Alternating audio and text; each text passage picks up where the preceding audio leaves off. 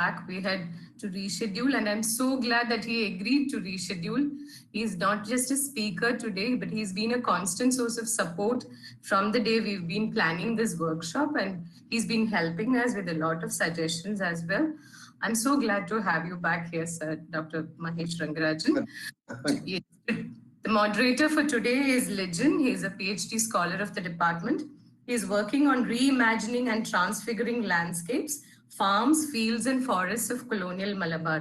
Over to you, Lijin, for the proceedings. Thank you. Thank you, ma'am. Good evening, everyone, and warm welcome to the 10th session of the online international workshop organized by the Department of History, Sree Sankaracharya University of Sanskrit, Kaladi, supported by Kerala Council for Historical Research. A running theme of this webinar is Sensing the Past, Thematic Departures and Archival Search. Before we begin, here are few instructions to be noted. Request to all, mute your mic and turn off your video until the session is over. Registered participants mark your attendance in the Google form. The link will be provided in the chat box shortly. You can also type your queries into the chat box during or at the end of the lecture. I will bring them up once the presentation is over. Let's begin the session. Today, our speaker is Dr. Mahesh Jengardajan, eminent environmental historian and professor of History and Environmental Studies at Ashoka University, Delhi. He is talking on nature's past, ecology, identity, and history in South Asia. Without any delay, I invite Ms. Radhika, postgraduate student, Department of History, Sree Sankaracharya University of Sanskrit, to introduce the speaker and welcome the gathering. Thank you. Good evening to all. Welcome to the 10th lecture, Nature's Past, Ecology, Identity and History in South Asia, of the lecture ongoing international webinar on Sensing the Past, hosted by the Department of History, Sree Sankaracharya University of Sanskrit, Kaladi, with the financial assistance of Kerala Council for Historical Research. It is indeed my pleasure to welcome the distinguished speaker, Dr. Mahesh Jengardajan, for the day, who is here to deliver the talk. He teaches history and environmental studies at Ashoka University. He studied at the universities of Delhi and Oxford. He has been director of the Nehru Memorial Museum and Library in 2011 to 2015, and also chaired the Elephant Task Force of the Government of India in 2010. His first book, Fence in the Forest, was published in 1996, and the latest work, Nature and Nation, in 2015. His co-editor works include Nature Without Borders, Shifting Ground in 2014, and At Nature's Edge 2018. We are so grateful to Mahesh Jengardajan, sir, for accepting our invitation. Welcome, sir, and also a warm welcome to all the participants to the lecture. Thank you. Thank you, Radhika. I invite Professor Mahesh Jengardajan to make his presentation. Thank you, sir. Thank you, ma'am. It's a great privilege to be with you today. It is unfortunate because of the COVID that I'm unable to be in your very beautiful campus, and I'm speaking from the concrete jungle of New Delhi. The subject I suggested, Nature's Past, the relationship between identity, ecology, and history, would be of widespread interest because we're living in a time of epochal changes. You may have recently seen the release in India by no less than the Prime Minister of a report on the status of the tiger, its habitat, and its prey. This report was released earlier this year in 2020, and it tried to give an idea of the status of the populations of this very large big cat. And it argued, according to the information gathered by the National Tiger Conservation Authority, with the assistance of teams who had fanned out over the 320,000 square kilometers where they hoped to find presence of the tiger, that the numbers of the tiger were substantially more than 15 years ago. There's been much debate on how accurate these figures are, on whether the 50 tiger reserves, the first of which were created in 1973, just under 50 years ago, have succeeded or not. It was evident that of the various states that still have tigers within them, there are many Asian states that have tigers. Last count was 13. In 6 of them, this animal has the status of a national animal. In class, I like to ask my students a question. Suppose a tiger goes from Nepal to India, or from India to Bangladesh, or crosses from Burma to India, because these are all nation states which have habitats in which tigers can crisscross these human-made borders. Does the nationality of the tiger change? So does the Indian tiger become a Bangladeshi tiger? Or does the Indian tiger become a Nepalese tiger? Or does the Burmese tiger become an Indian tiger? At one level, this is a somewhat frivolous question. And it, it sort of reminds us that the planet, its animals, its birds, its plants, do not recognize the human-made borders. We may think of political, administrative borders, but there are other kinds of borders. There are also borders of culture and identity. It's interesting that at the very beginning of the report, there was a quotation which will be much more familiar to the faculty, the students, the very distinguished members of the Sanskrit University. A person like me is ignorant. I have to read it in another language, in English. But to paraphrase, this is a quote from what Sanjaya, who was the close confidant of the Kuru king Dhritarashtra, said to him. He said that the tigers guard the forest and the forest guards the tiger. If the tiger perishes, so does the forest. If the forest perishes, so does the tiger. This quotation in Roman script, in Sanskrit, the English translation, is at the very outset of that report. And it is perfectly understandable that this is seen as an early invocation of a consciousness of ecology.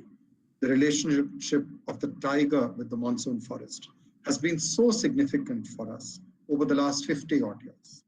It's only in 1969 that there came to be a serious concern about the possible extinction or the endangerment of the Bengal tiger. Its classification was changed in November 69 in a very important meeting held in Delhi of the International Union for the Conservation of Nature. The tiger was listed in the Red Book. Little later, in September 1970, a moratorium was declared on the export of tiger skins, and a ban was also placed for 5 years on tiger hunting. 2 years later, there was a report, and in 1973, the world's then largest wildlife conservation program was launched to save the tiger. Speaking at its launch, the then Prime Minister, at that time, that is the first time the Prime Minister of India spoke on the tiger.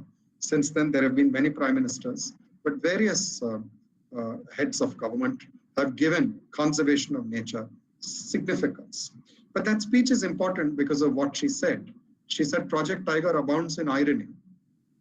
The country that has been famous through the ages for this magnificent beast is now engaged in a struggle to secure it from extinction. Through this one statement, 2 things happen. First, India, the resources and energy of India, the state, the people, the country, are placed at the service of a larger cause, not just saving the tiger or protecting individual tigers, but trying to protect the tiger in the context of its larger environment, its grassland, marsh, forest, or scrub jungle home, along with the many birds, beasts, reptiles, and creatures that live in it. Around this time, as Paul Greenough, very important professor and scholar, reminds us, the government documents stopped referring to the tiger as the Bengal tiger and began to refer to it as the Indian tiger. In September 1972, a further change took place. The lion, which had been the national animal since 1969, was replaced by the tiger. When asked why this was so, the chairman of the Indian Board for Wildlife, Dr. Karan Singh, after first had to deny the rumor that this was because his own nickname was Tiger. Having set this aside, he explained that the lion was found now in only one Indian state. It had been wiped out across northwest and central India. And this one state was Gujarat. It continued to be one of the very important animals in the national emblem of India. National emblem of India, as you recall, 1950, was the lion capital of Ashoka, the great 3rd century BC emperor, after whom my own very young 6-year-old university is named. The lion capital of Ashoka has 4 lions. Each of them has what is known as the Flemen expression. I'd love to do it, but it will look extremely rude. The lion is sticking its tongue out at you. And this was therefore an animal of Mauryan royalty, in fact of Mauryan empire. And over the centuries, the lion had become and was to be, as we shall see, a very important symbol of royal, indeed of imperial power. From early centuries of the Common Era, the reference to the throne is of the Simhasana, the seat of the lion. In Sanskrit, there is a very interesting term used for the ascending of the throne by the one who sits on it. It is known as Simha Vilokana, that is the lion getting onto a promontory or a higher space of land and looking all around.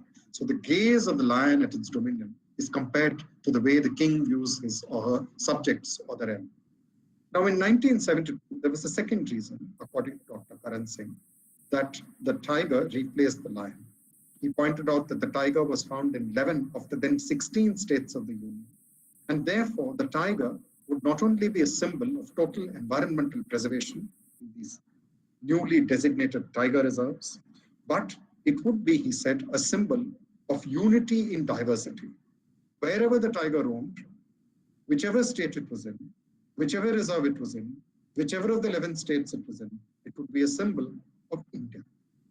In a sense, I think, this association of nature with the nation, or if you like, of the nation state with a very important facet of nature, in this case an animal, is a very interesting instance of drawing on the landscape or the waterscape in order to inculcate or further spread a deeper sense of affiliation, in this case to the idea of the Indian nation.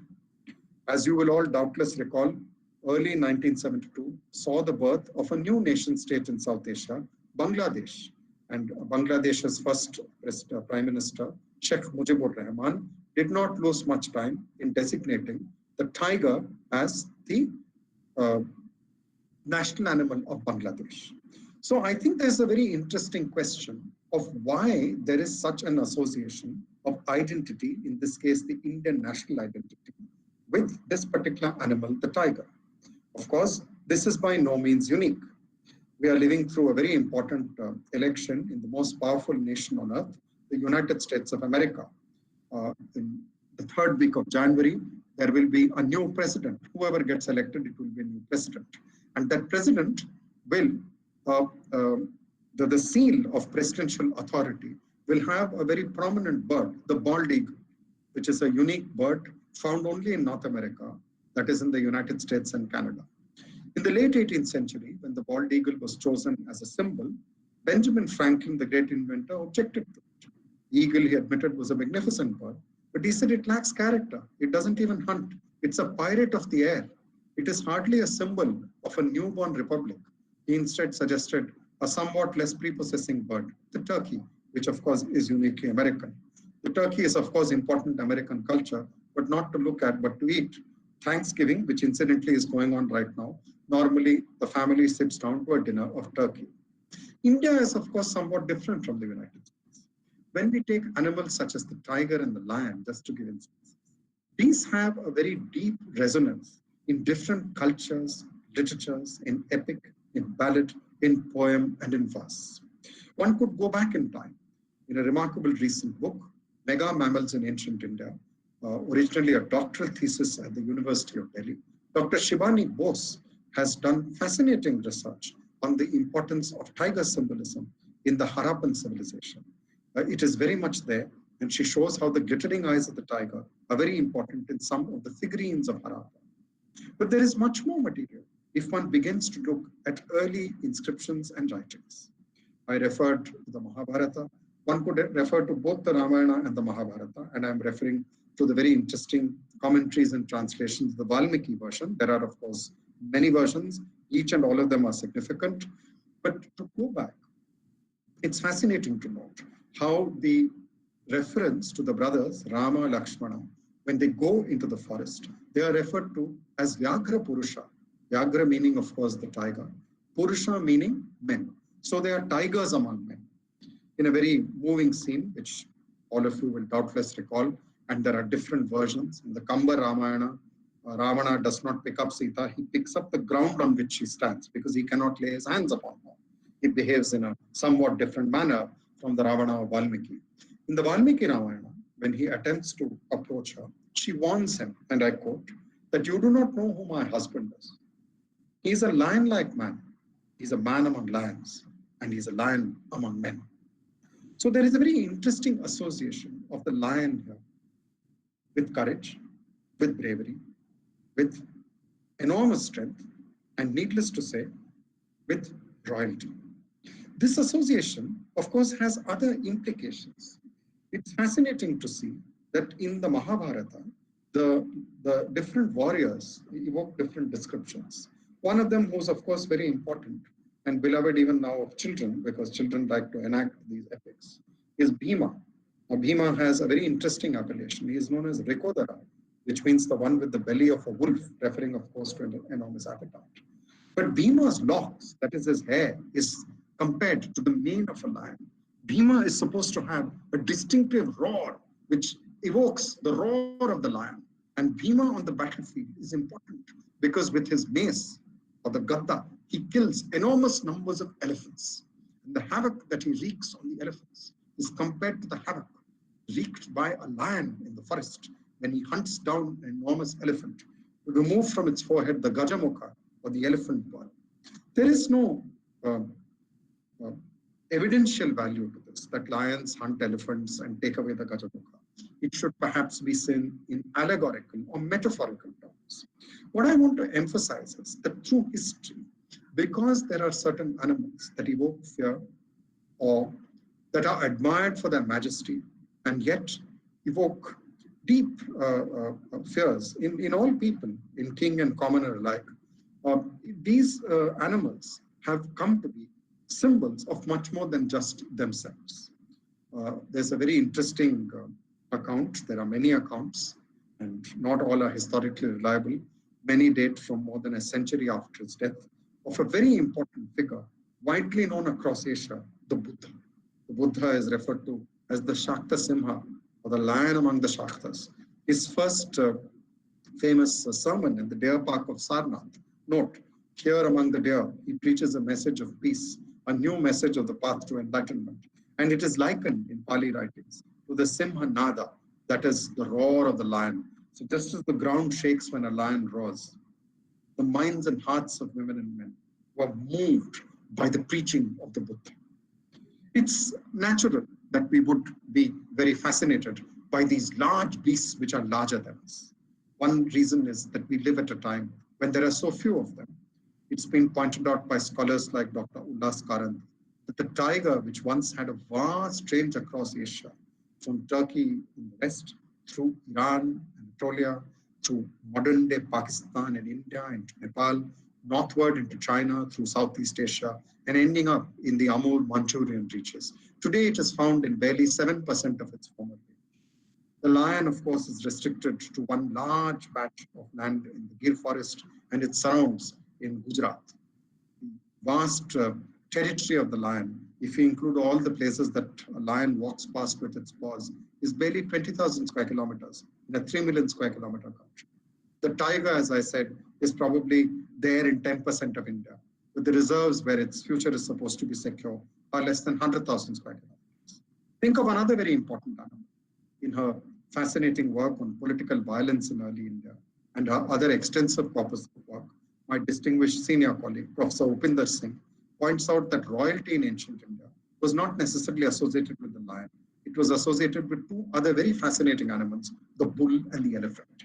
The elephant has been so significant in Asian cultures since it was first tamed and trained, not domesticated, about 2,300 or 2,600 years ago. So for 2.5 millennia, elephants have been very significant, not just as animals that were captured and tamed, but as part of a war machine.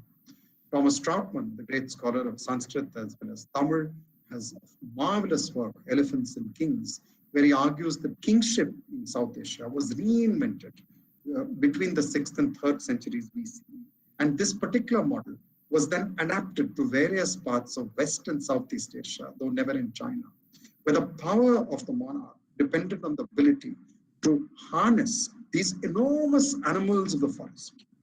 The trapping of these animals was entrusted often to forest peoples, who of course were in a subordinate relationship to the sovereign, because they paid tribute, believe it or not, in the form of live elephants. The forests where these elephants were often secured by decree. The Arthashastra, there is much debate on its dating. Due to Oliville's work, we can somewhat reliably date it. The Arthashastra, as we see it, is a somewhat later work, but its roots lie in the early centuries BC. And the Arthashastra refers to 9 Gajamanas or Hastamanas. Interestingly, there are none listed in southern India, where the great populations of the animals still reside. But these vanas are protected by royal decree. The length of the road, or rather the breadth of the road, is specified. There are very strict penalties, including that of death, Mrityudanda, Dandaniti, for the killing or the poaching of elephants. So there is a relationship of the forest people, the king, the forest, and the elephant. The same ruler also had to protect crops from the elephants. And the Arthashastra, of course, describes an ideal, not a real state. It's a normative model. And it argues that these elephant forests should be around the rim of the territory of the empire, rather than at its center. It has been argued, and I think it's significant, that the utility of elephants, their importance as war machines, helped secure their survival in much of South and Southeast Asia, which was not the case in China, where with one exception in the 18th century, elephants were not used for warfare. In his remarkable work on China, a history of the last 4,000 years, Mark Elvin argues that the advance of Han Chinese civilization and rice cultures was inversely proportional to the presence of the elephants. Much of what is now modern China had elephants. They were never in as large numbers as in India, but they had a very extensive range. That range was to shrink, not only because of the spread of agriculture, after all that was to happen and has happened in South and Southeast Asia, but also because of the absence of royal protection. To this one may add, it is not merely a question of royal protection, it's also a question of cultures of perception. The elephant in South and Southeast Asian cultures, has not been perceived for centuries simply as another animal. Today, there is a lot of writing by literary scholars on the notion of affect. It could be argued that the notion of affect was applied to denizens of the animal world very early on, and one of the few wild animals to which it was regularly applied was the elephant. Think back to something all of you would be familiar with. One of the very moving instances in the Ramayana, where Bharata goes into the forest to meet his elder brother, and he tells Rama of the death of Dasharatha. And Rama is supposed to have fainted. He was not able to cope with the grief at the news of the death of his father, whom he not only respected, but he was very attached to. And the grief of Rama, the sorrow, is compared in many versions to the grief of the mother elephant at the death of a calf. It's a very interesting inversion. It's the parent who's dying, and the son who has died, and the son who is grieving. But it shows us the significance of both the father to the son and the son to the father by showing a metaphor of the mother elephant grief. There are much more fascinating accounts of the elephants of the forest, the great tuskers which race out from the mountains when they hear the sound of thunder, because the tusker believes, the great elephant believes, that this is another elephant come to do battle with it. The great elephants of the mountains are compared to great rocks on the mountains or to great clouds in the sky. And the clouds in turn are compared to the enormous elephants that roam in the forest. So these developments of different kinds of relationships come about because the elephant is not only a military animal and a ceremonial animal, one that becomes important in rituals, but is also one that is seen as possessed of personality.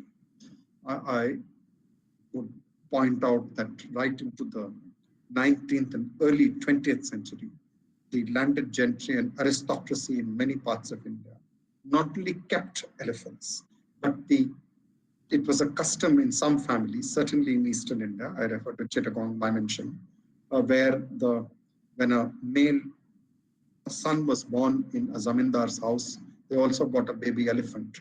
And this future heir of the landed estate and the elephant grew up together. So these associations are very significant. There's a very interesting couplet, which is well known to scholars of medieval and early modern history, where Akbar, on the conquest of the sultanates of the south, took away an elephant. There's supposed to be 2 elephants, and there's supposed to be a couple. And Akbar took away 1 elephant. And the sorrow of the elephant Chanchal, when deprived of her consort, became a very important trope in poetry.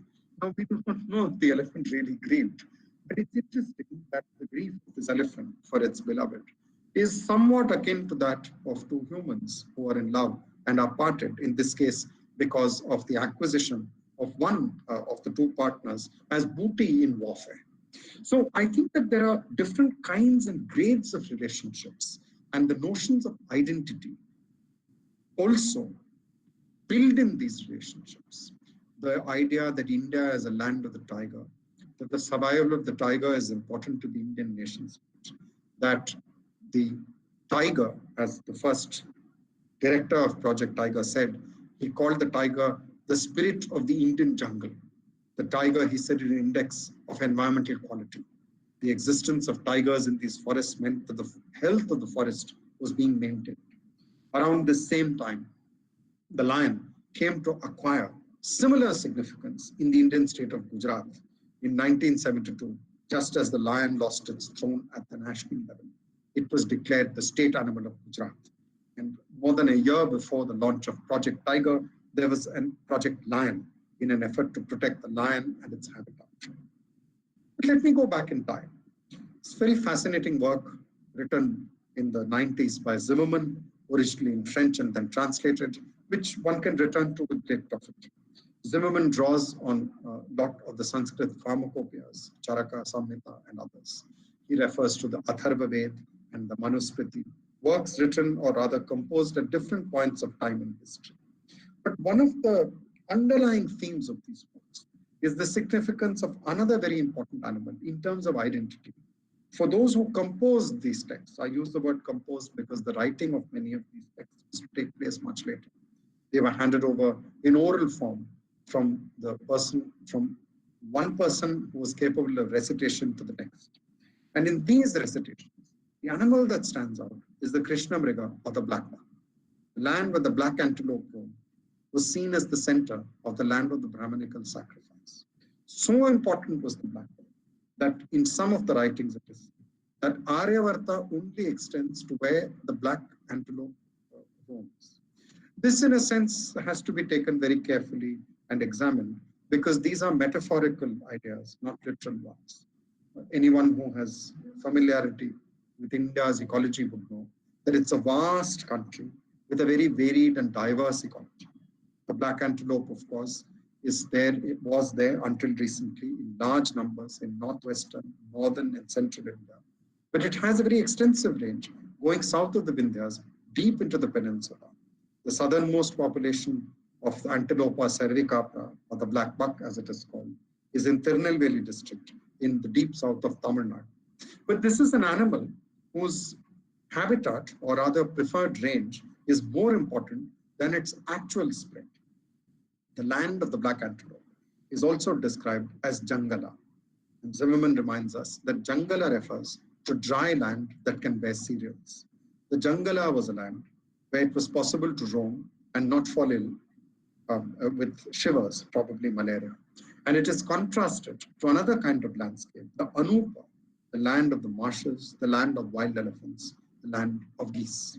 So there are 2 kinds of contrast. The Aryavarta is different from the lands which have not been Aryanized. And so there are other peoples, other cultures beyond this land.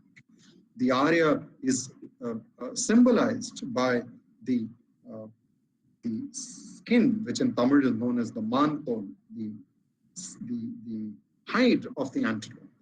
Today, if you were to see the Brahmanical sacrifices, the mantol which is used is of the cheetal or the spotted deer. But traditionally and for centuries, it was the black antelope. And this goes back a very long time.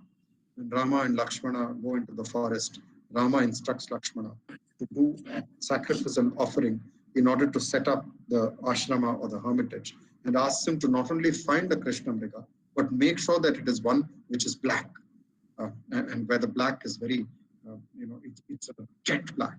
And tradition has it that the most grand black antelope is all black. This probably doesn't exist, but it's a metaphor. When Arjuna wins the hand of Draupadi in the Swayamvara, in the court of King Drupada, he was dressed, of course, he was there in what we would today call mufti. He went pretending to be a Brahmana. And when he goes up and he wins her hand, the Brahmanas, because one of them had won the hand of the princess, it is said took away their antelope hides and waved them. So I think the black antelope here becomes a metaphor. It becomes a symbol of both a particular kind of culture and a particular kind of landscape. And the opposite of black antelope is another kind of landscape. It's a landscape of reeds, of marshes, where travel is much more difficult. So there is a contrast here, if you like, between arid and monsoon India, or a landscape which is semi-arid and drier, which would have had vast herds of black buck till well into the 20th century, and other lands which are better watered and where the nature of the vegetation allows for a somewhat different complex of fauna as well as flora. So what I'm trying to argue is that the notions of identity not only matter at the level of state building and royalty, of empire and epic, they also matter in the levels of pharmacopoeias, in different kinds of lore and literature. This is, of course, not specific only to one particular period. I think we will find similar instances across different times in history.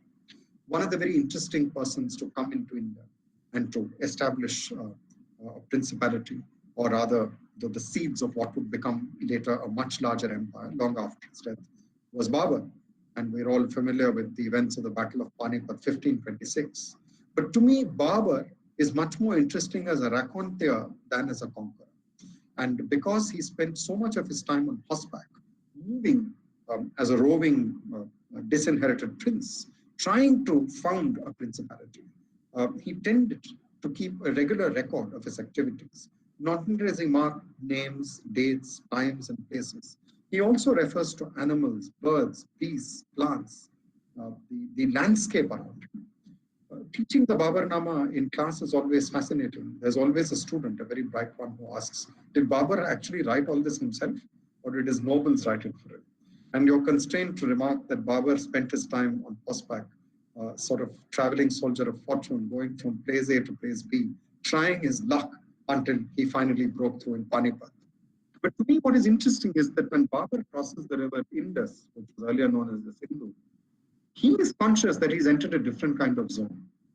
He writes very movingly that when you cross the Indus, you're in a completely different land. The taste of the water is different. The plants are different. The animals are different. The people are different. That's roughly the order in which he says it. Some of the animals he describes in a sense with a great sense of wonder. Inevitably, and I'm sure we all have our favorites, mine would be the elephant. He marvels at the elephant, at the dexterity of its trunk, its enormous intelligence, at the fact that it is used in battle. But the animal which he also writes about, which he encounters for the first time, incidentally, and it might interest you, near Peshawar, is the rhinoceros. The great one-horned rhinoceros was hunted by Babur along with his Umrah in the jungles near the Indus. This was a very difficult animal to hunt, and Babur describes how arrows and spears bounced off its hide until one of his Umrah discovered that the belly of the rhinoceros was very soft. So he pierced the rhinoceros with the belly, and he was renamed Ganda Khan, or the Khan of the rhinos. And Babur's account of the rhinoceros is fascinating because he says that this animal has the strength of an ox, but it can run as fast as a horse. Now, the rhinoceros, of course, had a vast range at the time Babur was 500 years ago.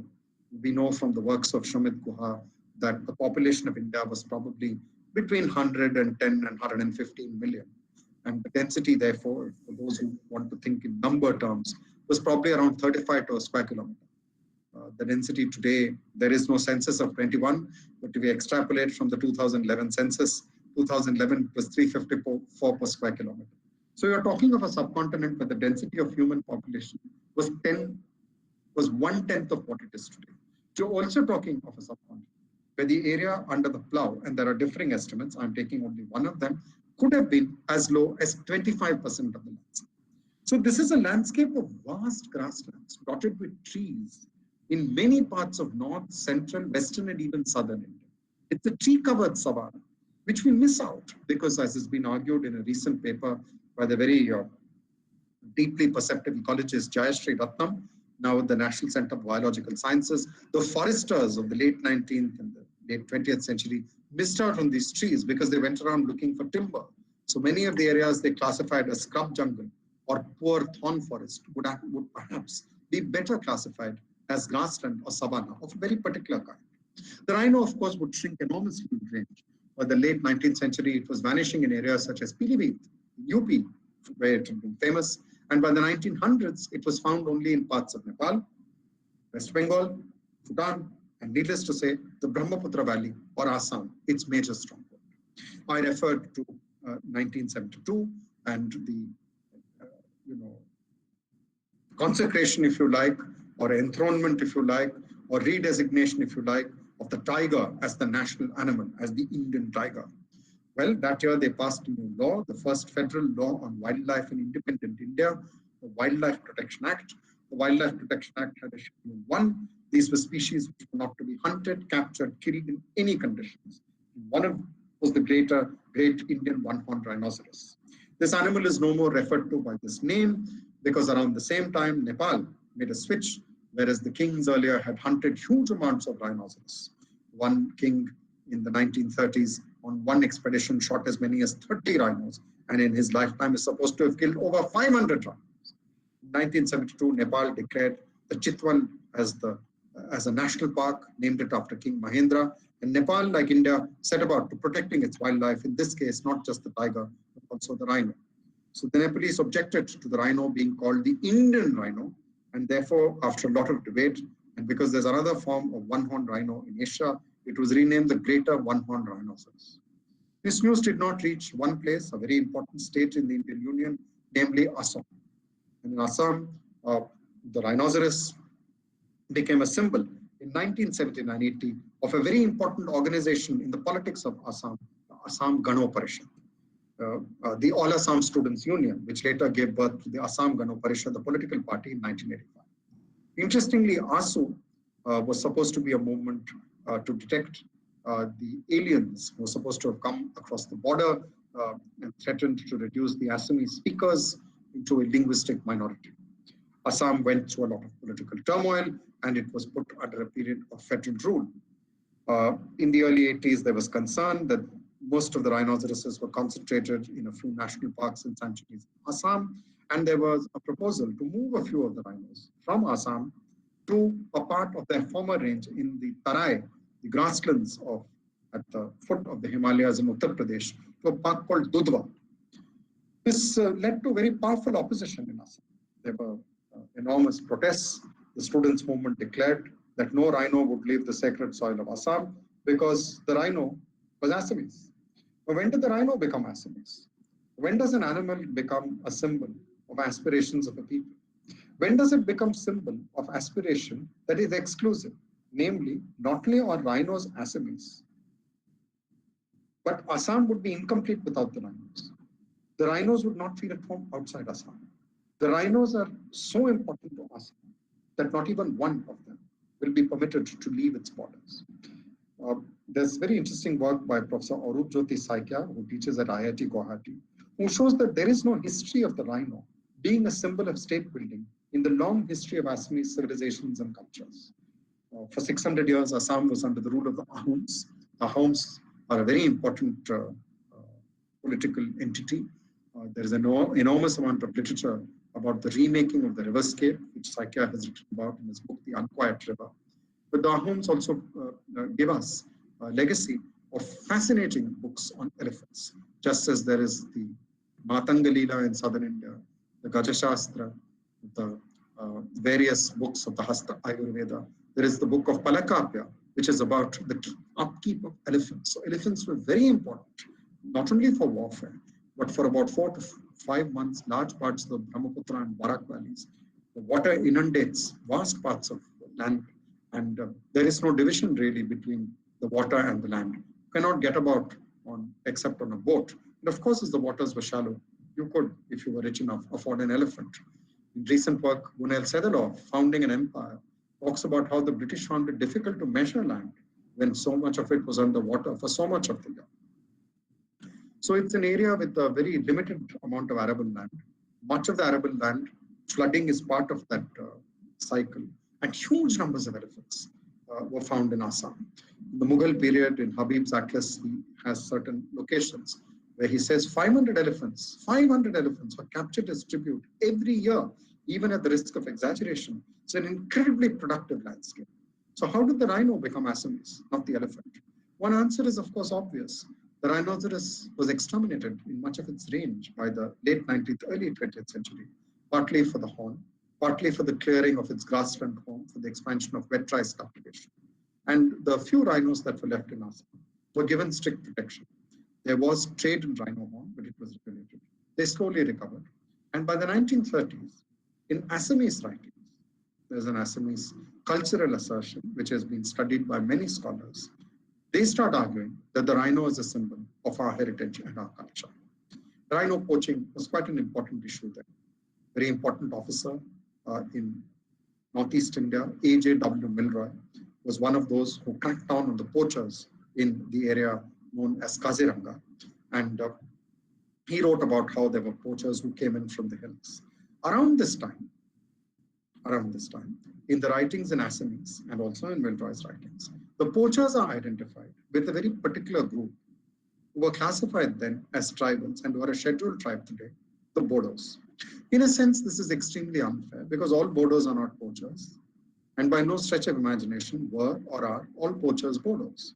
But the idea that a non-Assamese entity was menacing an animal that was the symbol of Assamese assertion, Assamese as a linguistic group, but Assamese also as a political community, dates to the 1930s. So by the 1970s and 80s, this Assam versus New Delhi tussle, and this tussle for more powers for Assam, also for different ways of defining who was or was not Assamese. The rhino effectively was recruited or was commandeered, if you like, because we don't know what the rhinos thought. Nobody bothered to ask them, and we have no idea if they would have the time and energy to give opinions on such trifling questions that trouble us humans so much. But the rhino was a symbol of Assam. Just as aliens shouldn't come in and settle in Assam, the rhino should not leave its native soil for another stage. So it's in the time of the president's rule that few rhinos are captured and taken to Dudhwa, where there are over 30 today.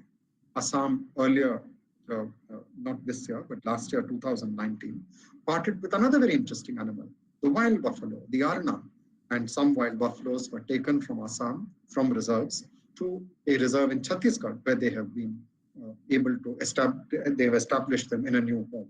So there's a process of renaturing of these animals, where the same foresters, the former sport hunters turned protectionists, who helped to exterminate these animals, who saw it as a matter of great courage and bravery and masculinity to go out and shoot these animals, convert them into trophies, now shoot them with dart guns, move them, and regard their return as part of a remaking of a landscape which is incomplete without them. So these landscapes, the landscape of Assam in this case, is deeply politicized, and the rhino became Assamese. This has a very interesting subtext which abounds in irony. The Bodos in the 1980s and 90s went through a phase of militancy, and eventually there's a series of accords and an autonomous zone established. This autonomous zone included a very important park in Assam known as Manas, and Manas was on the shores of the Manas and Sankosh rivers, a very beautiful and epic and scenic area which has several endangered species, an old reserved forest, sanctuary, national park, tiger reserve, both on the Indian and the Bhutanese side. And the rhinos of Kaziranga were wiped out because of the value of their horn. And some rhinos were taken from other parts of Assam. And when a calf was born some years ago, it was given a Bodo name. And these rhinos were declared the pride of Bodoland. The rhino had become Bodo, or rather, the Bodo political entity had made the rhinos their own. What is it that transforms nature into an attribute of nationhood? At one level, we should not be so surprised. All nations claim that they are products of nature. The notion of the nation, a group of people who shares a glorious past, hopes to come together with a radiant future, is a very significant one in human history. The 20th century was one of the march of the nation state. The number of nations measured as nation states went up roughly fourfold between 1914 and, let us say, 2014. So the beginning of the Great War to a century later, number of nations goes from 50 to 200. Many of these nations celebrate their heritage, not only in terms of language, culture, faith, or dress, but also in terms of animals, birds, or plants. Sometimes it's ironical. These symbols are shared even though they are contested. What could be a better example than the fact that the Palestinian Authority, which has a precarious existence in the occupied territories which have now been redesignated and are sought to be annexed by Israel, the Palestinian Authority has its in its stamps shows great prominence to a bird known as the hoopoe. It's understandable. The hoopoe has great significance in Islam. The hoopoe, when it opens its wings, has, it's like a scroll in black and white. And Orthodox and religious Muslims will tell you that it, if you look carefully, has the words Bismillah, which is so significant in the history of Islam, and particularly of that of its founder. But the hoopoe has another identity. It is the national bird of another people, the people of the state of Israel. So it's very interesting that nature, which can unify, can also divide. And this particular question of history, identity, and culture has different outcomes in different places. Not all of them are so sharply contested. One of the very interesting states in North India is that of Rajasthan. And Rajasthan has many regions. The two great regions are Mewar and Marwar. And there's a very famous saying in Western India, which says, Aunla Aunla Mewar, Babul Babul Marwar. If you cross over from the areas of Mewar, which is eastern Rajasthan, which are more well-watered, which have more forest, which include hill ranges, which have very little desert or semi-desert land. These areas have a tree called the Aunla, which has incidentally very bright, very beautiful yellow flowers. When you cross over from the area of the Aunla into the area of the Babul is a generic term for acacia. There are many species of acacia, many native to India, some naturalized here, some brought in from Africa. And this particular transition from Aunla to Babul is supposed to be the transition from Mewar to Marwar. And these are areas with a very powerful local patriotism. The local patriotism was not only around deities or the Boli, Mewadi and Marwadi are Bolis. They're different kinds of language. I hesitate to use the word dialect because it has about it a somewhat pejorative connotation. But these trees and animals and birds and plants were as important. One major difference, of course, is that these are symbols that are contested. What better place to end than by going back to the animals we began with, the tiger and the lion. The lion, as you know, had a very extensive range in India over much of North, Central, and Western India. One of the places where over 50 to 60 lions were killed, you'd be surprised to know, in the late 1850s, after the crushing of the rising, the Gadar of Sattawan, or the Bagawat, or the Bidroh, also called the First Indian War of Independence. In 1857-58, Colonel Ackland Smith set out from Delhi in the morning and came back in the evening. He went on horseback and he hunted in this period, 1857-58, 55 lions within a day's horse ride of Delhi. Many must have been shot in the area that now comprises the state where my university is located, Haryana. Haryana in the 1820s, 30s to 50s records many instances of lions being hunted. And the hunting, the killing of the lion was seen as one of the civilizing missions of the East India Company Raj and later of British rule. My supervisor, Professor Tapan Rai Chaudhary, is no more with us. Had he been with us, he'd have been in his late 90s.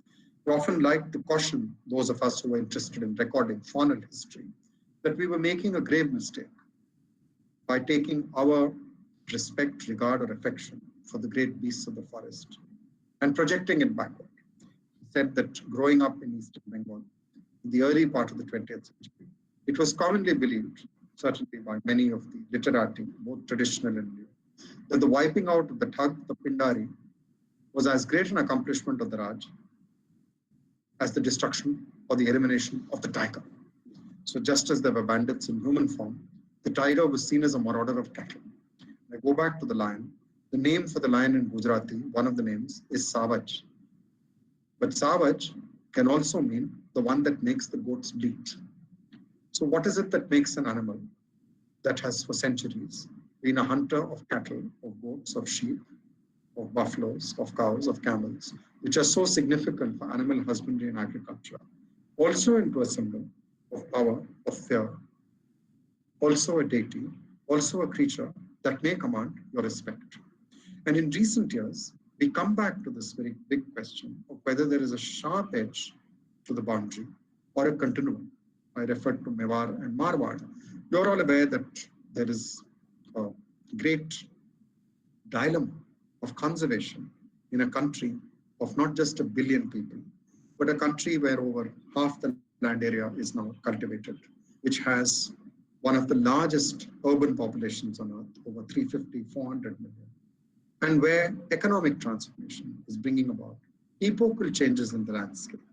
After all, the identity of a country with its history and its ecology could also be affirmed by the conquest of nature, the creation of great dams that will girdle the rivers, the building of enormous highways, the laying down of great railways, the inauguration of steel furnaces and other forms of modern industry, each of which requires fossil fuels or minerals extracted, if you like, from the bowels of the earth.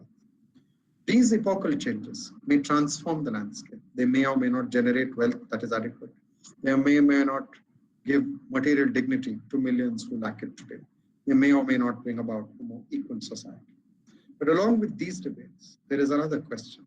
What happens with these epochal economic changes to the larger ecological landscape, the web of life, if you like, which girdles us?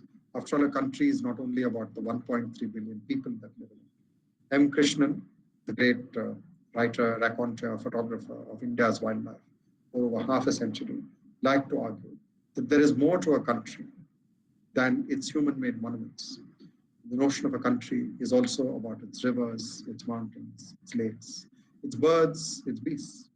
The law, the legend, the fable, after all, is not just about nature in the raw. It also celebrates the human relationships with nature. Krishnan liked to remark that India was unique, that there were over 21 mammals which are not found anywhere else on earth, including the animal I talked a lot about, the black buck, and others much more familiar to all of you, like the bear, the sloth bear. And Krishnan argued that you could not retain the identity of a country if you did not keep aside not 5, but perhaps 10% of its landscape in the state that nature gave it. This is a somewhat extreme view. One could argue there are other ways in which humans can cohabit with landscapes and add to it and improve it without destroying that web of life. How do we do it? It's a very difficult question. It's a question which we have to deal with in a democratic manner, in a participatory manner. This is easier said than done. It has to be done keeping in mind, however, another dilemma which existed in early religious texts, in the epics and the fables, in lore, in oral lore, of how do you achieve a peace not just with people, a fraternity of the humans? How do you achieve a peace with nature? How does one try to live in amity with other species? And how do we live in amity with future generations? These are not easy questions to answer, and we grapple with them, as I said, living through epochal changes. But history is useful. History is useful not because it is a guide. It cannot be a guide. It cannot give us a silver bullet solution. We cannot understand what to do by knowing what happened in the 2nd century BCE, or 1,000 years ago, or 500 years ago, or even 50 years ago. But the past is important. Nature's pasts are important because nature has been transformed through human action. These actions have sometimes had unintended outcomes. And one of the positive ways to look at this is that this tapestry of life in India still retains enormous richness of faunal and floral diversity, that it has been possible to cohabit people with these birds, beasts, and all the other creatures some so small that they've probably not even been studied or named. And keeping that living tapestry intact is as much about how we engage with our pasts.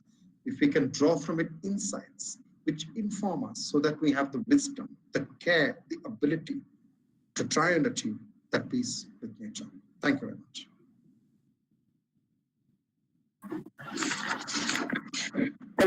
Thank you for your informative and thought-provoking presentation. Now the session is open for discussion. I will read out the questions in the chat box.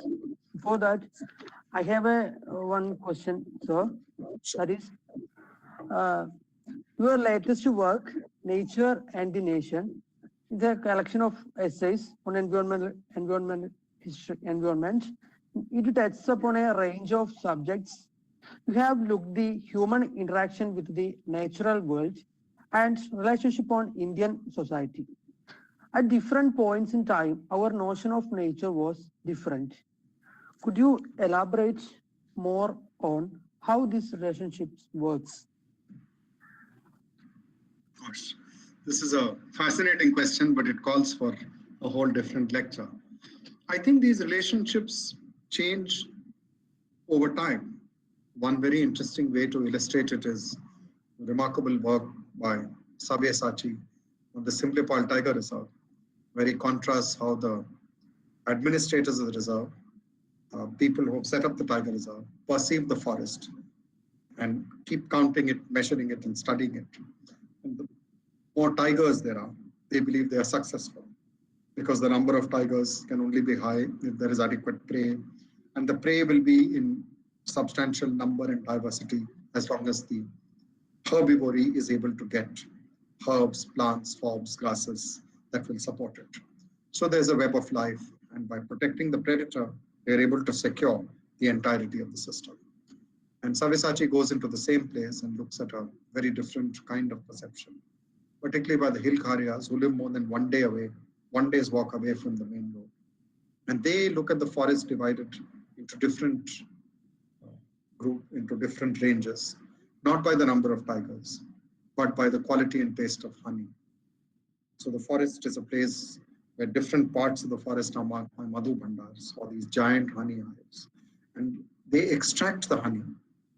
They do utilize the forest. But he argues that they do not do so in a manner destructive of the fabric of the forest. So without romanticizing, he's arguing there are different ways of perceiving nature. In one, the predator is the unifier because you look at the top. The other, it's the pollinator, which roams around and fertilizes, cross-pollinates the flowers and generates honey. So can we look at landscapes of habitation, which are shared, and not only landscapes of exclusivity, which are appropriated? This is just one instance. I think the instances abound, and one can look, in our case, at a very rich history, simply because of the enormous diversity of forms of property, of forms of tenure, of forms of technology, of forms of settlement. This very diversity, which is often seen by people as vociferous, to me is an expression of the enormous topographical and ecological diversity of the landscape. Without romanticizing it, I think there is a lot to be done by learning from this in a creative and intelligent manner, bringing in modern methods, but learning from it. So this is a larger question, but I want to thank you. That's a very good way to start the discussions. Thank you, sir. The one more question is, are there any historiographical shifts in environmental history? Could you please comment on this in connection with the theories on urbanization, human geography, etc.? This is a very large area of work, and as you know, there is a question of which can be seen in terms of cities not being new entities. I live in Delhi, which has a 1,000-year history. There have been 7 cities of Delhi. My colleague with whom I'm now trying to do some work, Professor Harini Nagendra, works and lives in Bangalore, which is around 500 years old. And one of the features of both these cities is that they're in semi-arid zones. We tend to forget that the rainfall in Delhi is less than 60 centimeters a year, ditto to Bangalore. And the actual vegetation of these areas is semi-arid. These are areas where millets were grown, bajra, jowar in the north, ragi in the south. But there'd be a single crop of wheat in the north. And there would be a lot of animal husbandry. And the kind of vegetation was xerophytic, it's very thorny bushes. You would see both these are extremely green cities over the last 100 years. One reason is a lot of water has been pumped out of the ground. There's a huge harnessing of groundwater. That has been the story of India's success. But be clear, the rate at which the groundwater is being pumped out is much greater than the rate at which it's being replenished. And there is a question of whether the new patterns of urban growth are cognizant of the limitations imposed by the regimes of precipitation and the need to recharge the aquifer. And both Bengaluru and Delhi, much more Bengaluru than Delhi, are marked by the destruction of the water bodies that were there where the land was, there were natural depressions where the soil was scooped out over centuries. And there were water bodies that was able to provide adequate drinking water. I'm not suggesting it could provide for industrial and other uses, not even agriculture adequately perhaps. So there are many theories of urbanization. But one of the larger questions is, when you create an industrial and service sector-based landscape of concrete and brick and stone, in what have been long-lived agricultural landscapes and agrarian landscape, and a pattern of city building which was able to, I will not say harmonize, but build on the insights of that agrarian landscape. So the tank builder was very important. It's very interesting work by Nityanand Jayaraman from Chennai. And he shows that Chennai in the next 20 years will expand vastly into areas of the Porambakar, which are common lands, which include wetlands, brackish water lands, seawater lands, freshwater lands. And these are areas which sustained not only a range of occupations and livelihoods, such as fishing, or trapping, or grazing, or resource gathering, also important for the recharge of water and a protection against floods, because in many semi-arid areas, there is a big variation in the rates of precipitation. So one large question is the new model of the city which has come up. Is it in consonance with the design which is friendly with nature? Can it be much more attentive to those designs? When we look at the phenomena of floods in cities as diverse as Guwahati, Hyderabad, Bengaluru, Chennai, Delhi, Mumbai, I can expand that list. Is it because are these natural disasters? Or is the nature of design not drawing on the insights of history? So the way I pose it, it should be clear what I think. Abdul Saab, very good question. Was Indian freedom struggle carried out to regain the forest as much as to regain the land? Yes and no. You know, Gandhiji's Dandi March is very famous. And in the Dandi March, you were asked to go to the seashore and make salt. It's a kind of common property. The very act of making salt would be civil disobedience. It would result in penalties, but the maker of salt would neither surrender the salt nor give up the right to make salt. In the areas where there was no salt, Mahatma Gandhi asked people to violate the forest law. And in a fascinating paper by David Baker, A Dangerous Time, he shows that in the central provinces, the breaking of the forest law was led by men like Dwarka Prasad Mishra and Ravi Shankar Shukla, future chief ministers of central provinces, later Madhya Pradesh. But they wanted to do symbolic actions, go into the forest, chop a few trees and come out. For the Korkus and Bhils and Gonds and other Adivasi peoples, for them it was not a symbolic action. They wanted to take over the forest.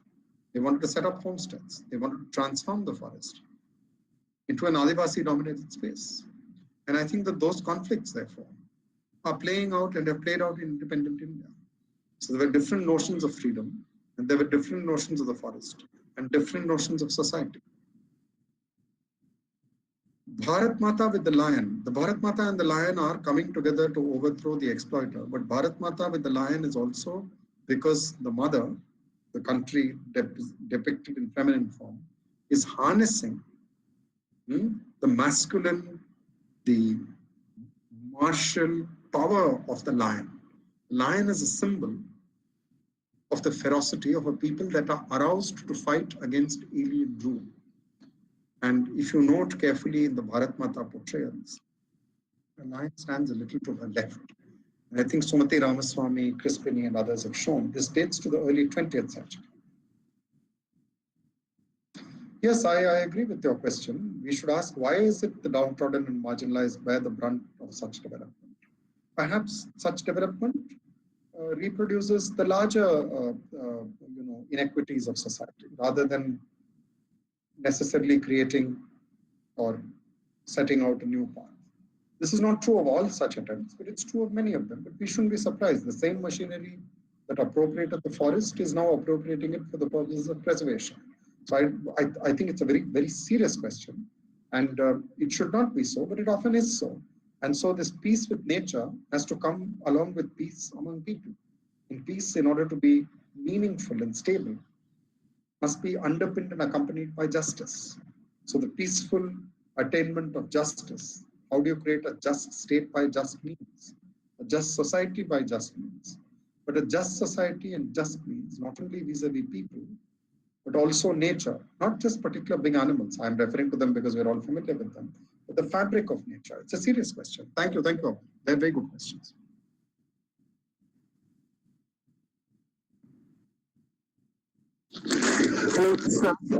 The next question.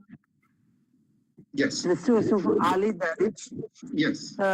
Would you say that colonizing the animals and nature in general is a continuing trend in today's world, or there is a neglect of it entirely? Ali, thank you. Nice to see you again. It's a very, very good question. Is the colonizing of animals and nature, is it continuing, or is it a mark of neglect? I don't know if colonizing is the right word, perhaps dominating. And perhaps one of the big debates, as you're well aware, and this is Sanskrit University, Kerala, the big debate of the 20th century until the 90s at least was capitalism and communism, which was more productive, which was more just. And each, of course, claimed that it was far better than the other. But one of the commonalities of both systems is that perhaps nature was seen, for the most part, as a sink of resources, as something to be conquered, tamed. And while that debate of capitalism, communism has faded away, those ideas are often held. Ask yourself how many statesmen or women who rule the great nations of the world, how many of those who steer the great economic entities of the world, the corporations, public or private, multinational or single state, regard these as serious questions. And perhaps one answer is that this idea of nature as a sink where you can keep extracting resources as if there's no tomorrow, not in terms of the depletion of the resources, but in terms of consequences, both intended and unintended, is a very important element of our lives. So we are living through, in the last 30 to 40 years, an enormous transformation of the economies of India and China. It's a long overdue transformation. These are countries which till 1700 had a very important role on the world stage. And one of the reasons they ceased to have a role is because they were economically left behind in the race, largely not due to their own fault. We can debate what was the role of colonization, direct, indirect, political, economic role. But one feature is that in this search for material dignity, in this search for the creation of a modern economy, is it being done at the cost of a livable, habitable, safe environment? I'm not even using the word sustainable. Livable, habitable, safe. It's a very important insight which is garnered because of a lot of the works of ecology, which is that many of these populations of a variety of species are important for keeping nature's systems in shape. One great transformation of the India, Pakistan, Bangladesh of the 21st century is that in the last 30 years, 90 to 97 or 95% of the vultures, the three major vultures, have vanished. They're not there. They're gone. They're gone because when the mother vulture lays an egg, the eggshell is so thin that the young does not hatch. The reason is there are certain chemical processes in the mother vulture's body, some enzymes, biochemical reactions. Those are just rescued. They rescue because of diclofenac, which is used, scientists tell us, by individual herd owners to inject the animals. And livestock keeping has done phenomenally well. The consumption of meat, milk, wool has done remarkably well. People have earned better. They're living better. People are drinking more milk. They're eating more butter and cheese. But this has come, this economic breakthrough has come at a great ecological cost. And the fact that the diclofenac is lodged in the body of the vultures and they are not breeding is a sign that the system, the natural human continuum, is breaking down. So of course it is being largely neglected. It's not even part of our consciousness. It's something out there. It's something which ought to be out here. And I do believe that drawing on these cultural memories and ideas, notions of resilience is important. We have to combine it with a deep science-based awareness of our own age. So thank you, Ali. That's a very good question. Sajeev? Thank you, sir. The next question is from Sajeev TV. The scenario of human-wildlife conflict in Kerala and several other places is one on the rise, and the compensation given now may collapse the administration. What lessons can we take from history in trying to address this situation? It's a very interesting question, and I think one way to look at it is that you take a very large animal, which you are familiar with in Kerala, the elephant. There are over 400 people, not close to 500 people every year, killed by elephants in India, and about 100 elephants killed by people in India. Most elephants are killed by people protecting their crops. Most elephants are not killed for ivory. Much of the ivory is gone. Most of the tuskers have already been killed. There are some left, but they're a small number. And here I think that both the cultivator or the laborer and the elephant are both victims. They are both victims of a situation where each is simply trying to protect their livelihood or living, and each is trying to protect their kin or themselves. So beyond compensation, which should be given in a timely manner, and there have been suggestions. The Elephant Task Force gave suggestions for public hearings, including revenue, civil, forest authorities, to be held at the beginning of the sowing and the end of the harvest season, so that those monies are given on time. But much more than that, in areas where these conflicts are sharp, we need much more detailed idea of what are the local drivers of conflict. Are they changing human behaviors, forms of production? Are the animals changing the way they behave or forage or breed? And what are the ways in which we can diffuse and reduce these conflicts? There is a range of things that could be done. So the deeper insight is that we need to tackle this head on. And neither the animal which suffers loss of life or injury, nor the people who suffer loss of life or injury should have to deal with this alone. I refer to the latter particularly because it is these people or peoples who live with these animals. About 10 years ago, the estimate was 500,000 people were affected directly or indirectly by crop loss due to elephants. Another compendium, again compiled just over 15 years ago, estimated that if you get large carnivores, wolves and creatures from the wolf to the tiger or the bear, about a third of their diet came from domestic livestock. These are not sustainable situations. And even if they are sustainable, they are not just situations. They're neither fair to the animal, nor are they fair to the people. And my sense is that today a country such as India, states such as Kerala and others, have the intellectual capability, the administrative capability, the societal capability to deal with these issues. So I think it's a very good question, Sajeev, and thank you. It's something we're hopeful about, but also very concerned about. Thank you, sir. Next question from Nandini Jana. Could you please elaborate on the endeavor by the makers of the nation when, after the independence, they picked up the lion symbol of Ashoka as the national symbol? What was the politics behind this? I wish I knew. There needs to be much more work on it. There's a lot of work on Ashoka, and there's a lot of work on the lion. And some of it might surprise you. It's because of the decoding of the Brahmi script by James Prinsep that we got to learn much more about Ashoka than we knew before. In her work, Professor Nanjo Tahiri, the best biography of Ashoka, my distinguished colleague, has shown that there are memories of Ashoka before this. But by the early 20th century, Ashoka becomes particularly important to Jawaharlal Nehru. And I'm sure you're aware that this is because Ashoka not only became a Buddhist, but gave up war as an instrument of policy and tried to create a society based on Dhamma. And one of the elements of Dhamma for Ashoka is plural a plural society, where different forms of faith, even as atheists, have freedom. And one dimension of this was his injunctions against hunting, killing, his very early attempts to protect certain animals. There's work which shows that the first attempt to protect the rhino, remember the rhino, Kadaga, was by Ashoka. There's an animal found in the Ganga which he refers to, which may be the dolphin. It may be the Gangetic dolphin, we're not sure. The lion symbol, well, as you're well aware, Mahatma Gandhi wanted it to be the charkha. But the Congress opted for the lion symbol. I think an empire of the ancients was seen India not only as a modern nation, but India as having roots in the past. And the lion capital being picked was that. But the lion had other meanings as well.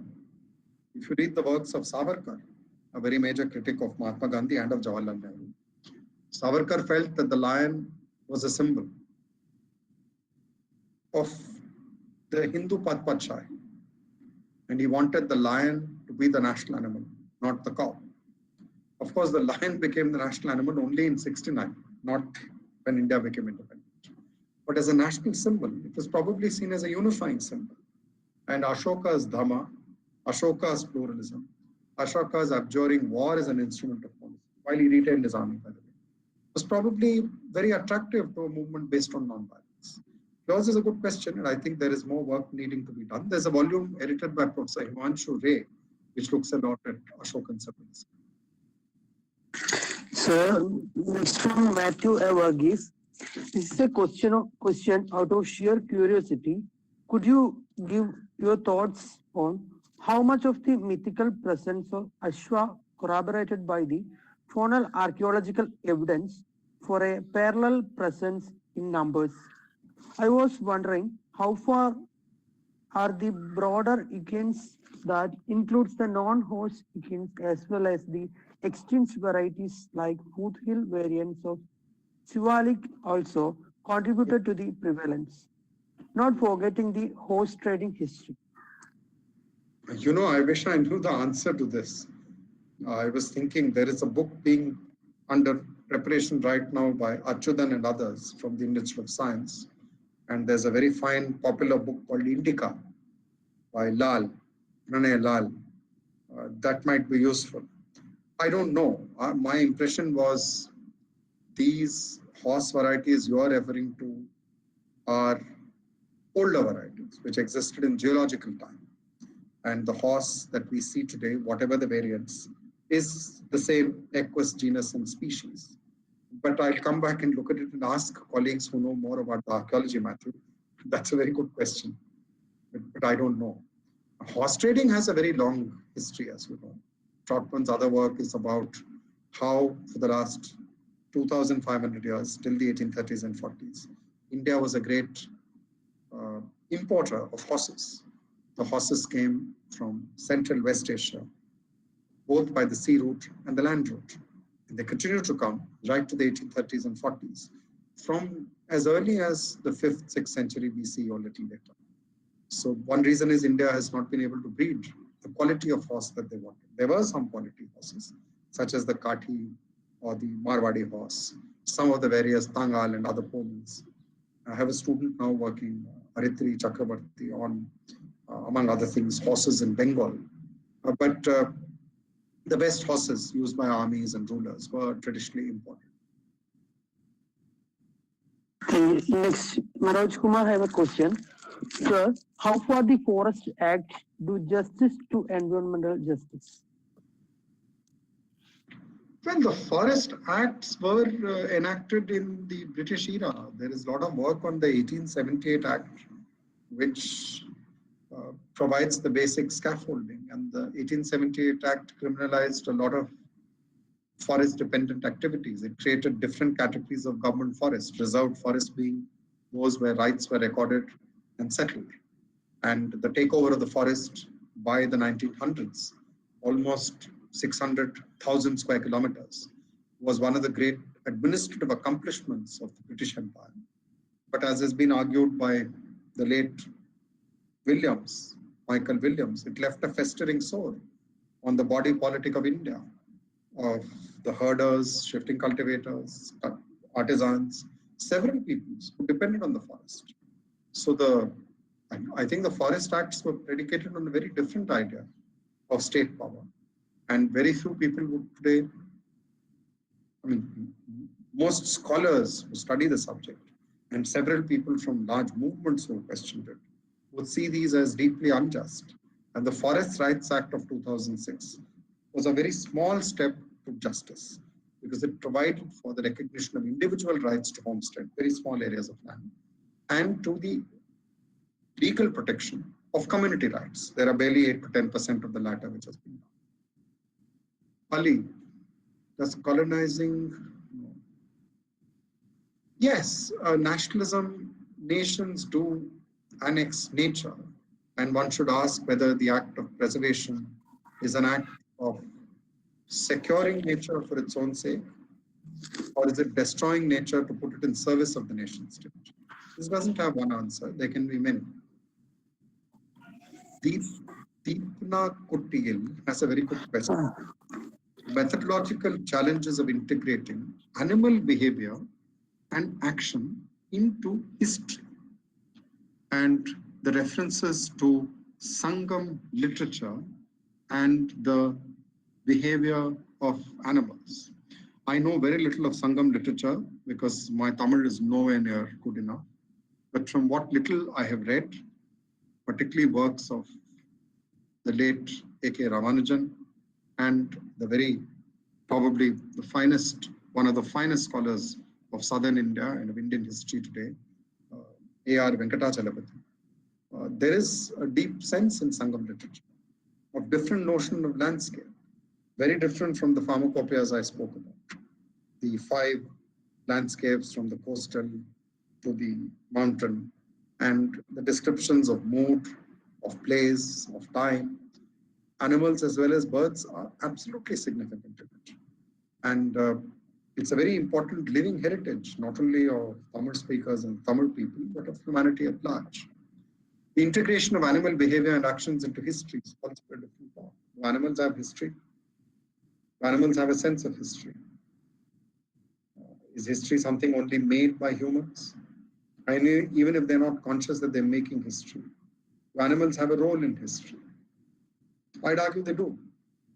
After all, there's a very interesting book on the Barents Sea by Dukin, and she argues that this sea between Alaska and Russia has got a creature called the Humpback Whale. You know, it's very important because the longest lived mammal lives 250 years.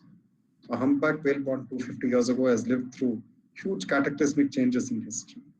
At a certain stage in the 19th century, whalers got harpoons, which were powered. A harpoon could go and hit the whale.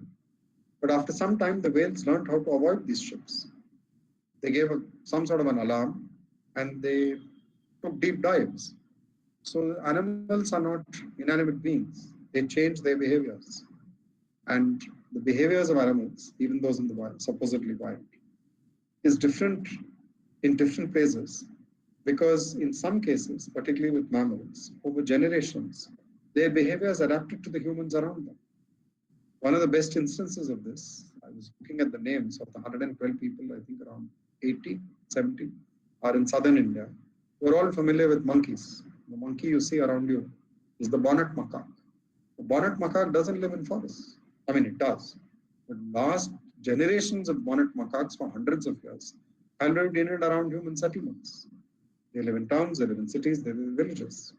And over time, their behavior has also evolved and adapted.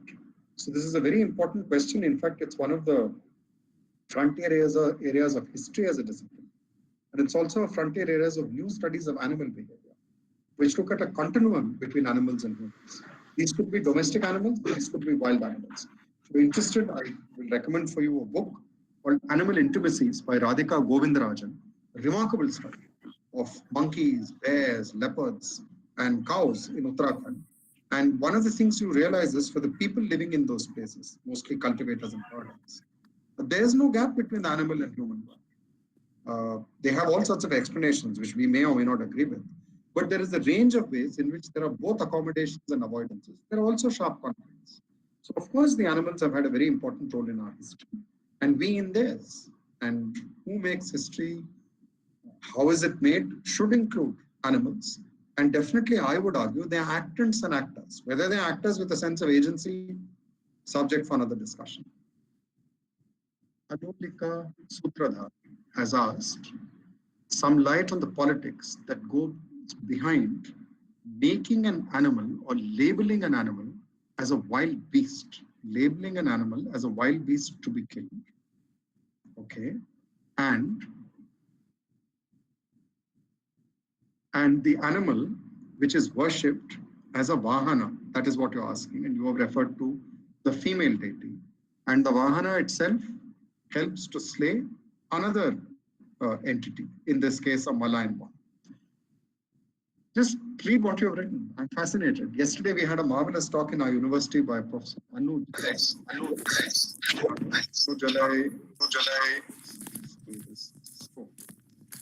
Jalai spoke about the traveling monk and the tiger. And one of the questions which did come up, which I want to share with you, is the tiger or the lion. By the way, Durga rides the lion, Kali rides the tiger. You are familiar with Ayyappa and the tiger. The divine or blessed entity who rides this large, ferocious, potentially human-killing beast or animal is not taming the animal. They have not rendered it an animal which you or I can ride. They have not transformed it into an animal which another person can go near. In fact, it is the power of the Devi that she can ride the lion. Even the lion recognizes her power. So is the lion sacred or is she sacred? Does her sacredness not in part derive from the ability to channel the ferocity of the lion to devotion to her and her blessings for the devotee? So I am hesitant. Valmiki Thapar has written about India, the land where the tiger was worshipped as a vehicle of Durga. I'm not sure. I think Durga was worshipped for bringing the tiger in control, for reining it in. And this is absolutely the case. The lion or the tiger becomes a part of that divine entity in its struggle against other entities which are malign or evil. Let me give an instance. See, rather than see it as good evil, there is in southern India a term called Pishach. It's supposed to be an entity which doesn't have feet and comes in, so it does nasty things in the dark. There are certain people who can tame the Pishach, which are magic spell. So there are these shades of grey, and it is the ability to calm either through fear or by inspiring reverence this enormous beast that is a mark of divinity. So there are different etymologies, different histories of these different deities. It's very difficult to go into it here, but I think it's not a coincidence that there is a second very interesting kind of variant. This has been studied by Dr. Vidya Atreya and some anthropologists with her. There are these hero stones. These are there in Western India. They're also there in Southern India. This is a spot where a man fought and killed a leopard, or a leopard attacked and killed a man. So it commemorates it, not as a battle, but out of respect. The bravery or the hero stone of the person who defended the flock or a child against this animal. But when the animal has killed the person also, it is respected. So there are these Vagadevas. Those are worship of the animal. I'm not sure the Vahana is worship. We should be careful. All Vahanas are not objects of worship. Nandi, the bull, is an object of worship. I don't know if the lion and the tiger are objects of worship. Respect, yes, but the respect is out of fear. Ali, you're asking another question. No, but we've gone through that. So, Miss Nazareth, something about the attendance. Abhinav, what role do forests play in the lives of tribals, and what can we borrow from them? It's very difficult for one person to borrow from another, but I think it is broadly true to say that of all the communities that are there in the vast breadth of India, the environmental footprints of the Adivasi, the scheduled tribe communities, is probably the least. At the same time, the lands that they live in have become very important for the larger process of economic transformation, particularly the minerals, also the land, sometimes the waters, often the forests. While borrowing from their ideas, it is also important to recognize their right to live a life of material dignity and their rights to land and the forests. While that will not go a very long way, it will give them a footing on the basis of which they can negotiate a much better way of engaging with the wider society.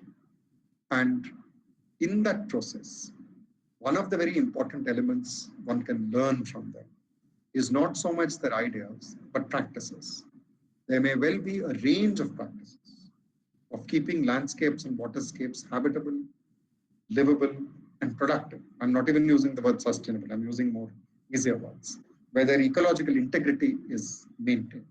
And there may be a lot to learn. There may also have to be correctives. So some of the kinds of tribal hunts in Eastern India may not be quite a wise practice in today's world, but a process of dialogue rather than simply diktat may be better. Nishant. A lot of political ecology is on a few iconic species. What are the relationships in political ecology and ecology? Disciplines were similar in the 30s. In the 70s, ecology gained experimental output. It focuses on variable individuals. How is political ecology changed? It's too large a question. I'm just a storytelling historian. I'm not a theoretician. I really don't know. My sense is the stories are more important. There are stories with varying outcomes. And these are very valuable disciplines like political ecology. They give us deep insight into the relations of political power, inequities in societies, their environmental consequences or dimensions. But beyond the point, I think that while drawing on the disciplines of the natural sciences, one needs the disciplines of the human sciences. The disciplines of the natural sciences, for the most part, looked at ecology abstracted from human society. Many scholars sought a land or water space where there were no humans. Such spaces hardly exist. The converse is true. Many of the human sciences studied humanity, our aspirations, goals, contentions, conflicts, regarding nature simply as backdrop, not treating it as a subject, except as metaphor, as literature, or as something to be fought about. Think of all the water wars and land wars that have marked history. But a different kind of awareness, not just as nature's artifact, not just as nature's aesthetic, but nature as part of a tapestry of life with which we are bound up inextricably, from which we both stand apart and we are part of. It's a dialectical and complex relationship. That is very critical. So I would argue there is a new kind of ecology, a new kind of sociology, a new sociological historical approach, and a new ecological biotic approach, which is required. And we need to be in dialogue with each other. There is much we need to learn about elephant behavior and ecology. We also need to learn about differing human aspirations, dilemmas, challenges, and conflicts. And unless that tapestry of that living landscape includes the humanistic dimension as well as the ecologic dimension, we will find it difficult to make sense of the world we are living in, not only in terms of the past, but also in terms of the future. After all, if we do not comprehend nature's past in a meaningful way, then we will not be prepared for our own future and nature's futures in a meaningful way.